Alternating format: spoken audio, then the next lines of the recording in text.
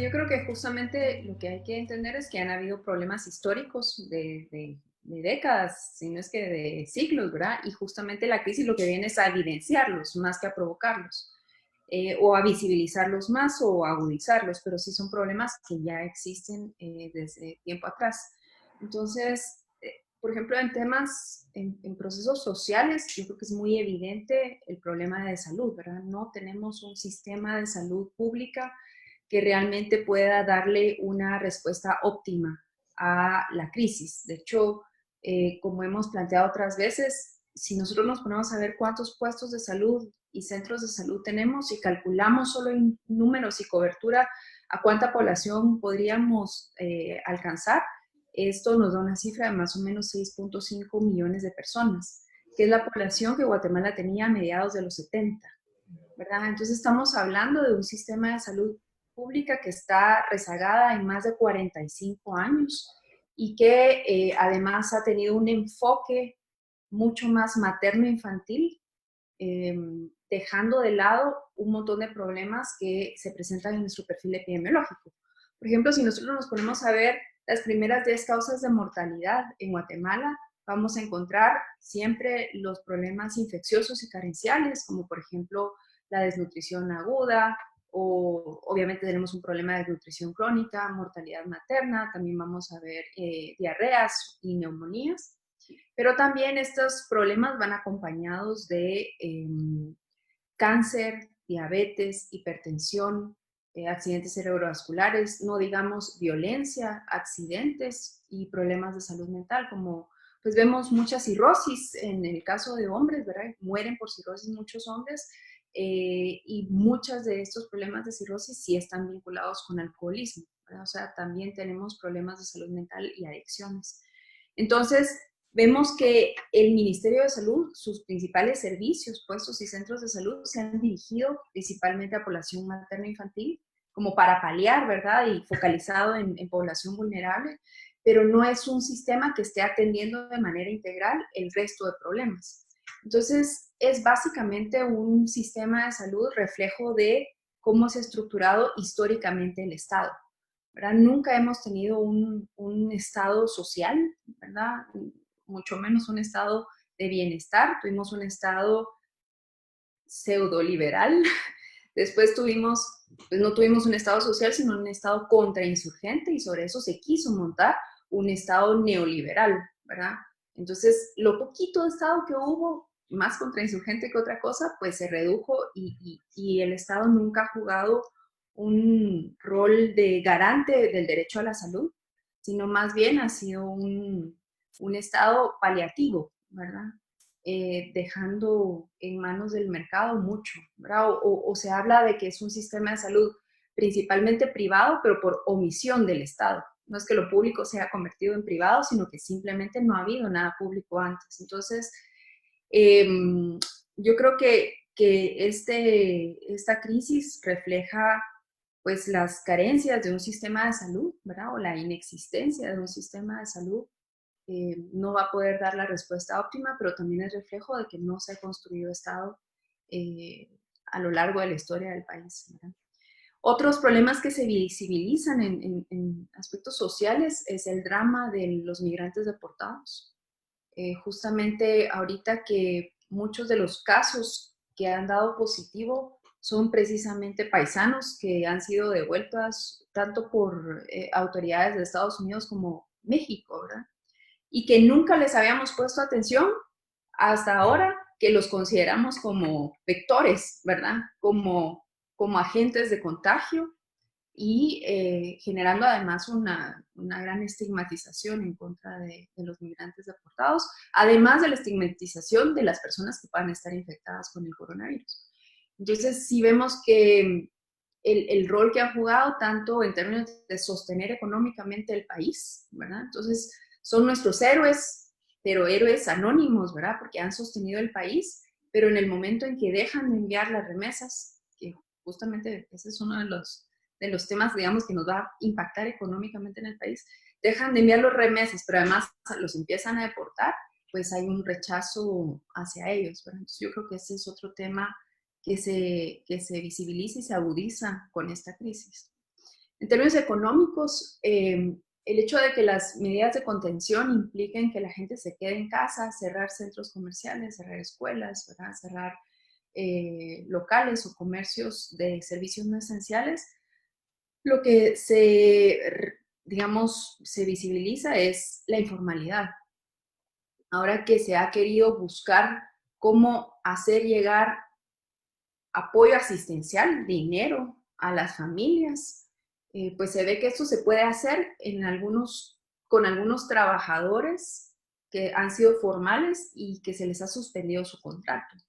Pero entonces, en la medida en que únicamente un 17% menos de los trabajadores son formales, por ejemplo, están afiliados al IPS, pues nos damos cuenta que hay un 83%, la mayoría de la población, que no están registrados en ningún lado, ¿verdad? No hay NIT, no hay seguro social y no están en ninguna base de datos y es muy difícil entonces crear una base de beneficiarios para poderles hacer llegar dinero, ¿verdad? O algún tipo de subsidio o de beneficio para poder quedarse en casa. Porque en la medida en que ese dinero, ese apoyo no les llega, tienen la necesidad de, pues, de salir a ver cómo hacen para vender lo que se pueda vender, ¿verdad? O hacer su comercio como puedan. Y bueno, yo creo que el empleo, la informalidad es justamente lo que se está visibilizando, al igual que la desigualdad, que es allá. Sabemos que existe desde hace mucho tiempo, ¿no? Y en temas políticos, pues yo creo que es justamente la ausencia de Estado lo que se refleja ahorita, ¿verdad? Un ejemplo es el sistema de salud, pero no solamente eso, ¿verdad? Sino una institucionalidad muy débil en donde incluso el Ministerio de Salud, pudiendo hacer compras por excepción y teniendo disponibilidad financiera, le cuesta mucho saber qué comprar, ¿verdad? O sea, hay como bajas competencias técnicas y de gestión, en verdad, de administración pública para hacer el trabajo que les corresponde, ¿verdad? También vemos una debilidad de los gobiernos locales, como las municipalidades, ahorita que se está queriendo dar apoyo a los empleos, a los trabajadores informales, las municipalidades que supuestamente son las más cercanas a la comunidad y a la población, pues están bastante distantes, ¿verdad? Eh, y mucha desconfianza en las instituciones por su pasado de corrupción y clientelar. Entonces, y otro tema político es también qué tanto están influyendo los empresarios organizados en las decisiones del presidente, ¿verdad? Y todas estas discusiones que no solamente se están dando acá, sino en otros países respecto a qué darle prioridad, a la salud o a la economía, ¿verdad? Entonces, para los salubristas eso es una respuesta muy clara, ¿verdad? En temas de salud, pero obviamente para otros pues, que se han estado enriqueciendo, digamos, hacen su plata de la economía en general, pues resulta ser importante y hemos visto en los discursos del presidente, él mismo ha planteado, ¿verdad? Que se ha sentido presionado no dice por quiénes, pero muchos nos imaginamos de dónde vienen esas presiones de regresar a esa normalidad. Entonces yo creo que esos son como los temas que se visibilizan con las crisis. Por lo menos para mí, seguramente hay muchos otros problemas, ¿verdad? Pero esos son como los más evidentes.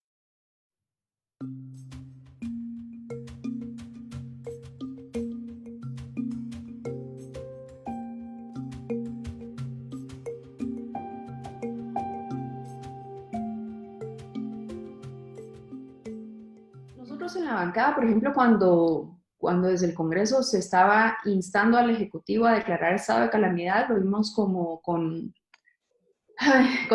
inquietud, ¿verdad? Con escepticismo, porque los estados de calamidad, los estados de excepción en general de la ley de orden público se han mal utilizado o se ha abusado de ellos por lo de las compras por excepción, ¿verdad? Hemos visto cómo para los terremotos que hubo en San Marcos, los estados de calamidad sirvieron para que los préstamos que iban para salud se utilizaran y se adjudicaran de manera irregular, ¿verdad? Y de hecho hay hasta casos en el Ministerio Público, casos de corrupción por el mal uso, digamos, o el abuso de los estados de excepción y los estados de calamidad y las compras por excepción. Sin embargo, en la medida en que vamos viendo que la epidemia no se queda en Asia, no se queda digamos, como siempre se habían quedado otras, ¿verdad? Que se habían quedado en Asia o en África, sino vemos cómo se van acercando a países con los que hay más intercambio y la OMS declara pandemia ya esto, pues no tuvimos otra más que decir, ok, nos rendimos ante la evidencia, ante la amenaza y vamos a apoyar la declaración del estado de calamidad que hizo el Ejecutivo. Y vamos a dar todas, digamos, el respaldo político y todos los recursos que sean necesarios para hacerle frente a esto, ¿verdad? Que se viene y se viene grave. Entonces, si vemos que las primeras medidas de contención y de las decisiones que toma el presidente de cerrar aeropuertos, de poner en cuarentena a las personas que venían de fuera, de cerrar los centros comerciales y actividad comercial en general, de cerrar escuelas y universidades y de suspender el transporte público urbano y extraurbano, fueron medidas duras, pero necesarias. Y en ese sentido, las ha mantenido y las hemos aplaudido. Sin embargo, si vemos que las primeras semanas hubo muchas contradicciones, ¿verdad? En el sentido que, y por eso en esas contradicciones es que vemos quizá que él ha tenido y ha recibido presiones por parte de ciertos sectores, ¿verdad? Cuando empezaba a decir, sí, se cierran todos los comercios, pero si doña Chonita tiene gel y está usando mascarilla, no hay problema. Y esos mensajes contradictorios generan un relajamiento por parte de la población de sus medidas de aislamiento, autoaislamiento y de restricción de la movilidad. Entonces, vimos que la primera semana, por lo menos la ciudad de Guatemala se vació, ¿verdad? Y la gente se quedó en sus casas, pero en la medida en que hubo contradicciones y también la gente empieza a dejar de recibir ingresos, pues vemos que se empieza a relajar y vemos más gente. Y yo creo que, de hecho, el aumento de casos que estamos viendo en este momento son reflejo de ese relajamiento de las medidas de hace 2, 3 semanas, ¿verdad? Entonces, sentimos que las decisiones han estado correctas, pero esas contradicciones políticas y económicas y de mensajes de comunicación han sido un desacierto, ¿verdad? Han sido un desacierto y se van a reflejar justamente en los casos que hay ahorita. Creemos que sí ha habido es que hubiéramos querido que fuera más rápido, ¿verdad? Pero las medidas de contención, estas medidas de aislamiento, sabíamos que tenían que venir acompañadas de un paquete de medidas para mitigar el impacto económico. Yo siento que eso ha venido muy despacio, ¿verdad? En el Congreso nos dimos a la tarea de aprobar muchas cosas, aprobar préstamos, aprobar ampliaciones presupuestarias y demás. Y sin embargo, el Ejecutivo ha tenido dificultades, que es estos problemas de gestión, para poner en funcionamiento los apoyos, ¿verdad? O sea, para que esos 1.200 millones extras que se le dieron al Ministerio de Salud se pongan a trabajar, que el fondo que se creó para MIPYMES se ponga a trabajar, que ¿cómo se llama? El apoyo del parte del MIDES y el MAGA realmente llega a la población. Eso, digamos que ha sido muy despacio, ¿verdad?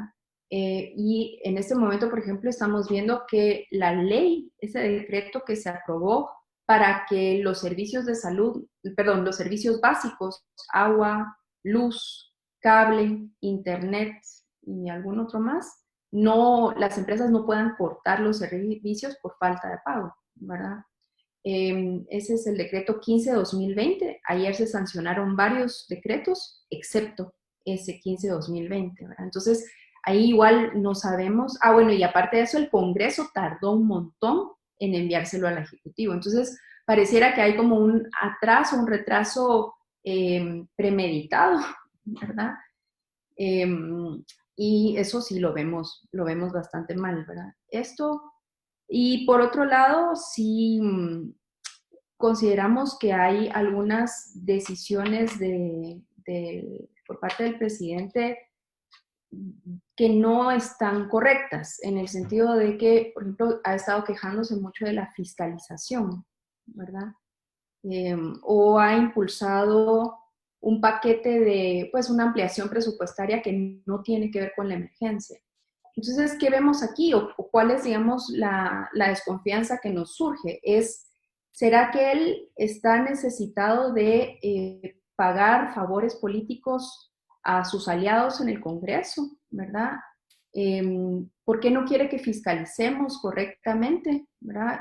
Sabiendo que este dinero, digamos, que se ha aprobado y todos estos préstamos que hemos aprobado, tiene que llegar a la gente, ¿verdad? De no ser así, el mismo gobierno se está poniendo en graves problemas porque si no se le mueren las personas de COVID, se les van a morir de hambre. Va a empezar también problemas de pillaje, ¿verdad? De robos, de violencia y no digamos, pues siempre el alto riesgo, un estallido social. Entonces es importante que el gobierno se asegure de reducir al máximo el clientelismo político en las municipalidades, en sus instancias, ¿verdad? En sus ministerios, aumentar la transparencia, aumentar, digamos, la anuencia que les cuenten las costillas para que los recursos sí lleguen a quienes más lo necesitan, porque si no, vamos a tener un estallido, un estallido social en camino, ¿verdad? Va a ser, así que, crónica anunciada de un estallido social. Entonces, pues eso, de acuerdo con algunas decisiones, pero sí necesitamos que sean, digamos, más anuentes a esa fiscalización.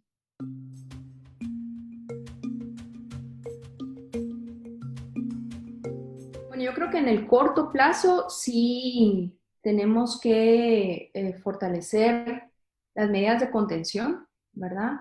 Así que respaldar al gobierno en mantener estas medidas. Yo me recuerdo que había mucho, bueno, no sé si presionarlo, ¿verdad? Pero sí, en la medida en que estas medidas de contención se mantengan, pues respaldarlo, ¿verdad? Eh, hacer la oposición o la crítica a cualquier decisión que favorezca la economía en detrimento de la salud. Yo creo que eso hay que hacerlo y asegurarse que el apoyo económico realmente llegue a la población para que la gente sí pueda quedarse en casa, ¿verdad? O sea, sí necesitamos mantener esas medidas en el corto plazo. En el mediano plazo ya tenemos que empezar a pensar en cómo reactivar la economía, ¿verdad? ¿Cómo vamos a salir de, qué vamos a hacer con todos esos empleos perdidos, eh, con los contratos laborales suspendidos, con, digamos, cómo reactivar el mercado local, en las exportaciones, ¿verdad? Digamos, cómo hacer esa reactivación económica para que el impacto del coronavirus no sea tan fuerte, ¿verdad? Cómo ir saliendo de eso. Entonces es una discusión que hay que empezar a tener.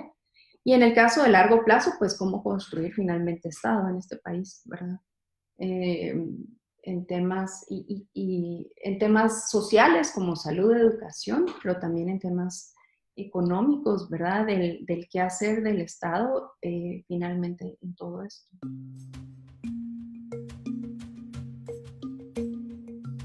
En el caso de la bancada, nosotros sí estamos haciendo un plan de fiscalización de la crisis, ¿verdad? Ya teníamos uno y habíamos identificado procesos de salud, laborales, económicos, de migrantes y de educación y de MIDES, por ejemplo, de desarrollo, pero con la aprobación de los decretos y las ampliaciones presupuestarias, pues tenemos que como dirigir nuestra fiscalización hacia eso, ¿verdad? ¿Cómo se va a hacer uso de esos recursos que se han aprobado desde el Congreso y que tiene que echar a andar el, el Ejecutivo? Entonces, mucha de la discusión es sobre eso, ¿verdad? ¿Qué fiscalizar para que este apoyo realmente llegue a la población? Estamos abiertos a que en algún momento sea necesario ampliar el presupuesto a más, ¿verdad? Por ejemplo, cuando se aprobó el paquete de 11.000 millones, se dijo, si necesita 20.000, pues entrémosle a los 20.000, ¿verdad? Aprobémoslo, porque apenas yo creo que llevamos menos del 2% del PIB lo que se está utilizando para mitigar el impacto económico del coronavirus. Y hay otros países en donde están llegando a 20% de su PIB utilizado para esto, ¿no? Entonces, estamos anuentes a en algún momento ir, dependiendo de cómo se vaya moviendo la crisis, ¿verdad? Pues ir aprobando todo aquello y respaldando y apoyando todo aquello que se vea necesario, pero con transparencia, sin corrupción, digamos, y de la manera que sí llegue a donde se necesita. Y de ahí también en el legislativo sí tenemos que ver temas como más internos, ¿verdad? De las alianzas políticas y la alianza oficialista, cómo, si hacemos para que esto no diluya el contrapeso que tiene que hacer el legislativo sobre, pues, respecto al ejecutivo. Porque lo que vemos es como una junta directiva muy complaciente con el ejecutivo, una alianza oficialista muy complaciente con el ejecutivo, y en el ejecutivo, pues no todo es miel sobre hojuelas, ¿verdad? Hay muchos actores influyendo en el ejecutivo o dentro del ejecutivo que no van a querer hacer las cosas bien, que van a querer aprovecharse de la crisis, ¿verdad? Y también en el sector privado, ¿verdad? Hemos visto cómo en el Ministerio de Salud empresas están ofreciendo productos con sobreprecios altísimos, ¿verdad? Y bueno, hay que hacer el trabajo de fiscalización y el Congreso sí tiene que cumplir con su rol de control político, aun cuando la junta directiva digamos, sea del oficialismo, ¿verdad? Eso es de las discusiones que tenemos que tener en el legislativo.